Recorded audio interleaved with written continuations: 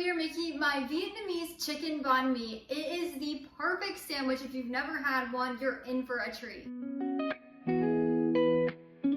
There's a little place here in Nashville that my husband and I absolutely love that serves Vietnamese banh mi. That's their specialty. It's literally their name. They have the best ones in the city. So I wanted to recreate them here at home with my own recipe. They start with a French bread that's lined with mayo on the inside, and then you have some kind of protein. Mine's chicken today. Then you add in easy pickled carrots that you can do at home, a little bit of jalapeno if you want, some fresh cucumber, and a whole bunch of cilantro. It's the perfect bite. It's my absolute favorite sandwich. You can find my full written recipe linked down in the description below. Just head down there, click the link, and it'll take you over to the blog so you can print and save anytime.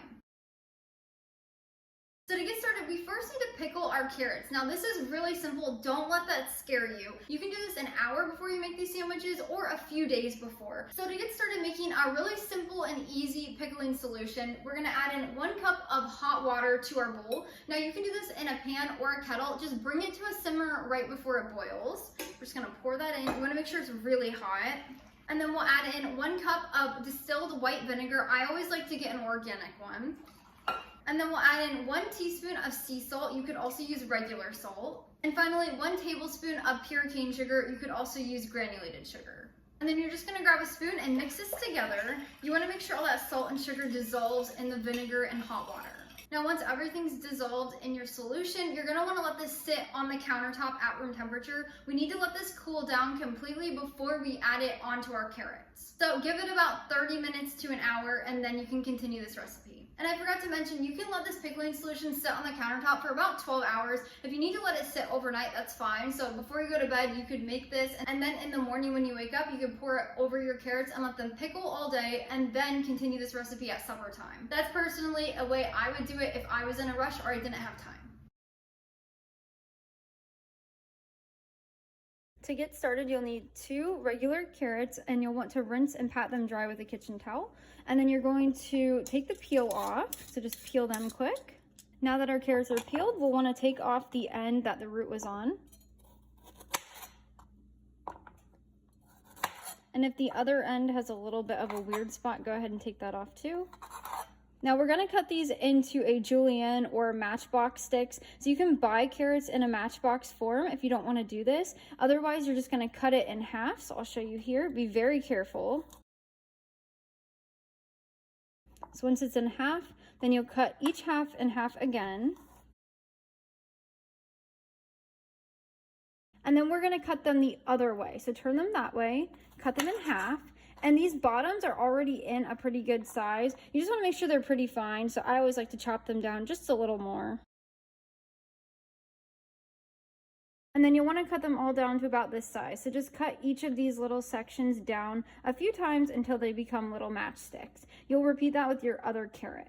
When our carrots are cut up, we'll have about a big handful, so as you can see, an overflowing one. And then we're gonna grab a 16-ounce glass jar. You can use any size, just make sure it's 16 ounce or larger. And you're gonna stand these carrots up in here. It's okay if they kind of fall over, just kind of put them in like this. Once you have your carrots in there, we'll grab our pickling mixture that we made. It's cooled down at this point. We're gonna pour it in. I'm just gonna fill it to the top. You'll have some extra, as you can see. And then once you filled it to the top, make sure all of the carrots are down in there. You can push them down. And then we're gonna add an airtight lid to this, and you're gonna put it in the fridge for 1 hour up to a few days. So if you wanna do this really quick, you can pickle these in 1 hour and then use them on the banh mi. If you wanna make them ahead or have a more pickled flavor, give them 24 hours up to 2 or 3 days. It's been a little less than 24 hours since I pickled the carrots. Now I'm ready to make this recipe for lunch. So to continue, you're gonna grab 1 large boneless, skinless chicken breast. Make sure it's a large one. And you're gonna cut it into bite-sized pieces. So just like that, and then we're gonna set this aside. Now we're gonna make our quick and easy marinade. This is my take on a Chinese barbecue marinade. It is so good. So we're gonna take a small mixing bowl and add in 1/4 of a cup of low sodium soy sauce. And then next we'll add in 2 grated fresh garlic cloves. If you don't have fresh garlic on hand, just use half of a teaspoon of garlic powder.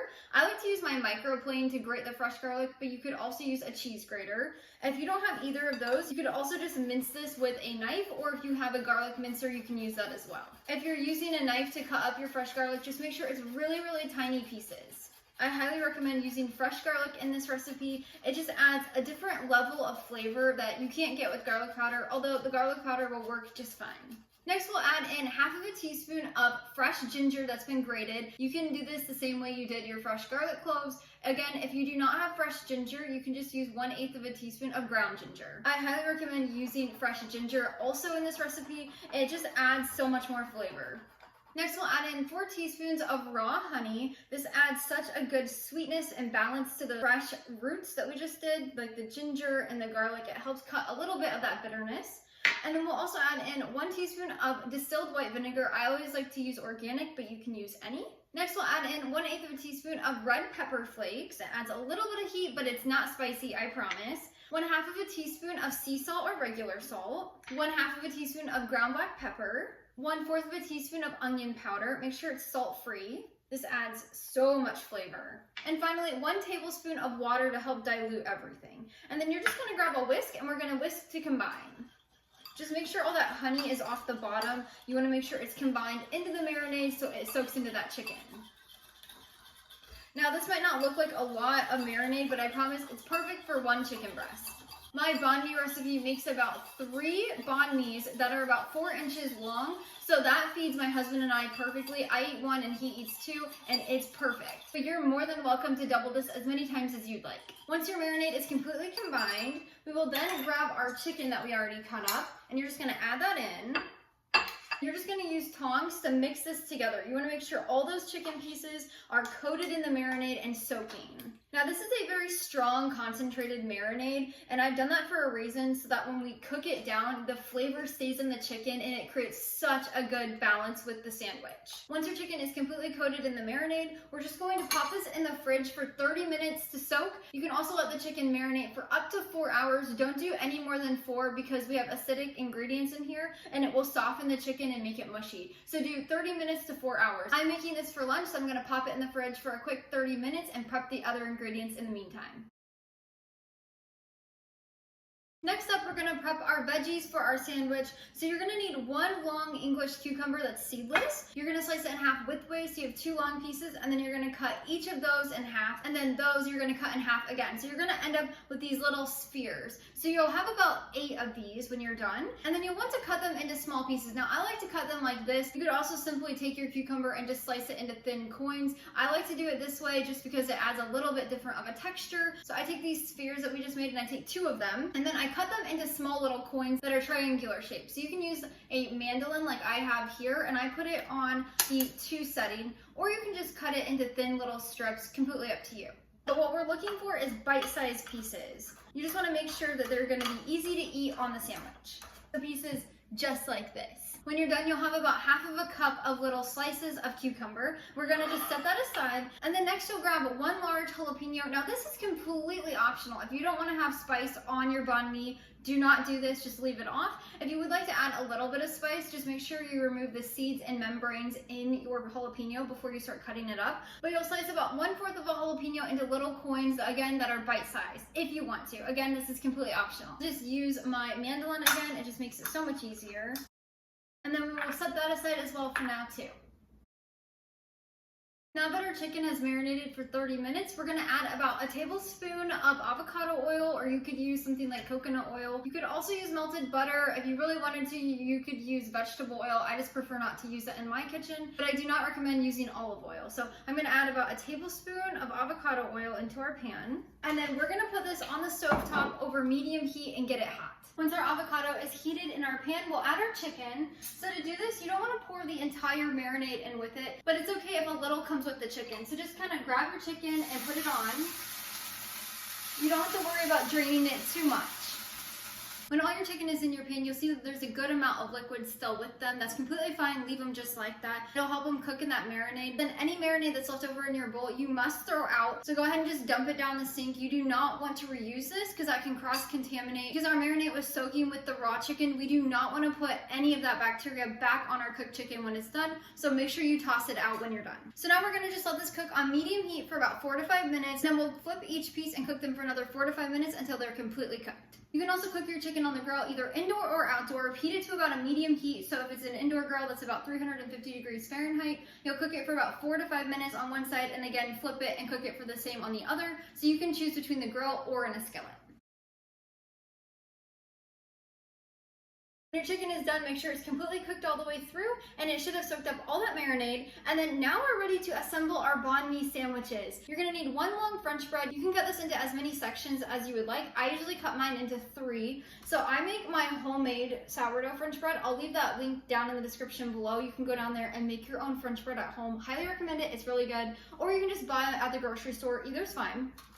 But I like to cut mine down into 3 sections. So as you can see, about this size. They're pretty big sandwiches. They don't look like much, but I promise I eat 1, my husband eats 2, and we are stuffed. You're gonna want to cut it sideways to make it open like a sandwich about 3/4 of the way. So don't cut it all the way, just enough so we can put all of our filling inside. Now, a banh mi is traditionally cold or room temperature, so the bread is not necessarily hot or toasted. You can if you want, but I just leave mine room temperature. And then you're gonna wanna grab some mayo. You can use your favorite brand or make it homemade. And then we're gonna grab our pickled carrots that we already did. So I've drained mine so they're easier to get out and put on the sandwich. I just like to dump mine on the plate with the cucumbers that we cut up earlier. And then you're gonna grab your jalapeno if you're using that, some fresh cilantro, that is a must, it makes the sandwich so good, and then our chicken. So to get started, we're going to grab one of our pieces of French bread and we're gonna spread mayo on both sides on the inside. So you're just gonna spread a good amount on the bread. This adds a creaminess to the sandwich that you do not wanna skip. And then we're gonna do this to all of our pieces of bread. So it should look just like that. And then once we have our mayo spread on here, we're gonna add on a handful of the carrots and cut up cucumbers. So I like to just divide the amount of these into 3 because I'm doing 3 sandwiches. If you're doing 5 sandwiches, divide your veggies into 5. That way you have enough for every sandwich. We're just gonna add, as you can see, we're just gonna add our carrots on here. Make sure they're spread out so you get a good bite. And then we're gonna add on a handful of our fresh cucumber slices. Again, don't be stingy. Make sure you're adding a good amount to your sandwiches. That's what makes it so good. This is one of the most refreshing sandwiches I've ever had in my life. It is so good. Next, we're gonna add on our jalapeno. Again, this is completely optional. I usually just do about 1 or 2 thin slices. That way it's not overly hot. You do not wanna burn people's mouths. Where we like to get our banh mi in Nashville, they add giant slices of jalapeno and it is spicy. And then next up, we're gonna add our chicken. So I like to divide the chicken into 3 parts. That way I have enough for each of the sandwiches. And then we're just gonna add that on to our sandwich.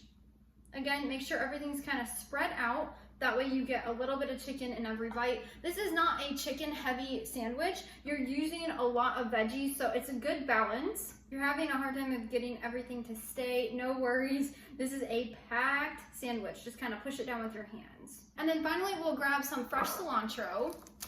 So I like to just grab a few handfuls of it. Make sure the stems are pretty much off of it.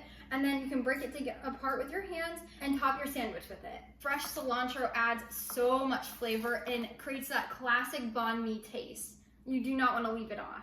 Although if you don't like cilantro and you find it repulsive, go ahead and leave it off. But if you like cilantro, I highly recommend adding it on. And that's how you make a banh mi at home. Look at this Vietnamese banh mi sandwich. It is perfect for any day of the year. I can eat these every single day. When you're finished with these sandwiches, you'll store them in your refrigerator. They'll last for about 2 to 3 days in there. If you want to make these ahead of time, they are perfect cold. So if you make them the day before and serve them the next, they're going to be just as good. Let's give it a quick try.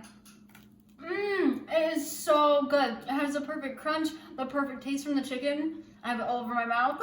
I cannot get enough of this sandwich. Again, my full written recipe is linked down in the description below. You can click the link. It'll take you over to the blog where you can print and save anytime. But until next time, go bring life into your home to the kitchen.